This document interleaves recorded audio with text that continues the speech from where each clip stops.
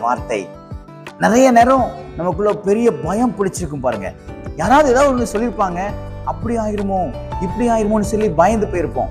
சில பேர் சொல்லுவாங்க, பாத்திருக்கீங்களா, உன்னை நான் வெளியே பார்த்தேன் அவ்வளவுதான் நீ காலின்னு சொல்லியிருப்பாங்க.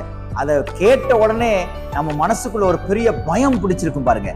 அப்படிப்பட்ட ஒரு பயத்தோடு கூட இருக்கீங்களா? மனுஷனுடைய வார்த்தையை கேட்டு பயந்து ஒடுங்கி போயிருக்கீங்களா? இல்ல சில அதிகாரியுடைய பேச்சை கேட்டு ரொம்ப மனசுல பயத்தோடு கூட இருக்கீங்களா? கர்த்தர் இன்றைக்கு உங்க கூட பேசுகிறார். யோவான் எழுதின சுவிசேஷம் 20ஆம் அதிகாரம் 26வது வசனத்திலே கடைசி பகுதி இப்படியாக சொல்லப்படுகிறது, உங்களுக்கு சமாதானம். ரொம்ப குழப்பத்தோடு இருக்கிறாங்க சீஷர்கள் எல்லாம். இயேசு கிறிஸ்து அவர் பரமேறி போய்விட்டார். அவர் மரித்து 3ஆம் நாள் உயிரோடு எழும்பிட்டாரு. அதுக்கப்புறமா அவரை பார்க்க முடியல. அவன் வெளியே கேட்டா, நீ இயேசுவை பின்பற்றினவன் தான் சொல்லி தன்னையும் அடிக்கிறதுக்கு தன்னையும் கொலை செய்யறதுக்கு ஒரு பெரிய கும்பல் சுற்றிக்கிட்டு இருக்குது.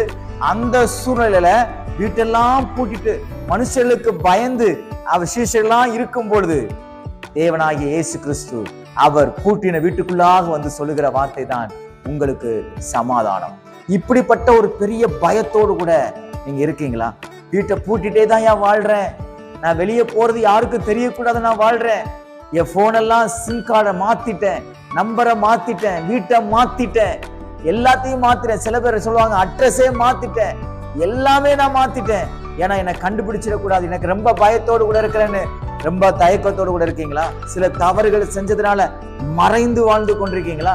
ஆனா நான் என் பாவத்தெல்லாம் மன்னிப்பு கேட்டுட்டேன், ஆண்டவர்கிட்ட மன்னிப்பு கேட்டு நான் அதை விட்டுட்டேன், ஆனா எனக்கு இந்த பயம் என்ன பிடிச்சிருக்குது, நான் வீட்டுக்குள்ளேயே அடைஞ்சிருக்கிறேன்னு நீங்க சொல்லிட்டு இருக்கீங்களா? கர்த்தராகிய இயேசு கிறிஸ்து உங்களை பார்த்து சொல்லுகிறார், உங்களுக்கு சமாதானம்.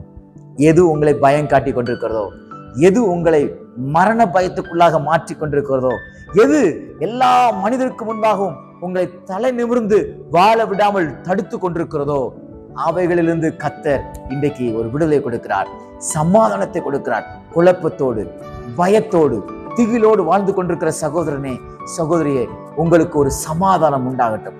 தேவ சமாதானம் உங்கள் இருதயத்தை நிச்சயமாய் நிரப்பும். யார் என்ன வார்த்தைகளை சொல்லியிருந்தாலும், மந்திரவாதி கூட சவால் விட்டுருப்பான், நீ இத்தனை நாள்ல நீ செத்து போயிடுவேன்னு. மரண பயத்துல காணப்படுறீங்களா? சில வியாதியினால மரண பயத்துல காணப்படுறீங்களா? சில பேர் சில காரியத்தை சொன்னதுனால மரண பயத்தோட காணப்படுறீங்களா? ஐயோ, நான் இப்படிப்பட்ட ஒரு சூழலை வாழ்ந்து கொண்டிருக்கிறேன், எனக்கு சமாதானம் இல்லை, எனக்கு சந்தோஷம் இல்லை என்று சொல்லிக் கொண்டிருக்கிற உங்களுக்கு கர்த்தர் சொல்லுகிறார், உனக்கு சமாதானம் உண்டாகும். இன்றைக்கு நான் உனக்கு சமாதானத்தை கட்டிடுவேன். எது பயத்தை ஏற்பட்டு கொண்டிருக்கிறதோ அதை எல்லாம் முன்னிடத்திலிருந்து எடுத்து போட்டு நான் உனக்கு சமாதானத்தை தருவேன் என்று சொல்கிறார். இந்த நாள் முழுவதும் சமாதானத்தை தருகிற தேவன் உங்களோடு கூட இருந்து உங்களை சமாதானத்தினாலே பாதுகாப்பாராக. God bless you.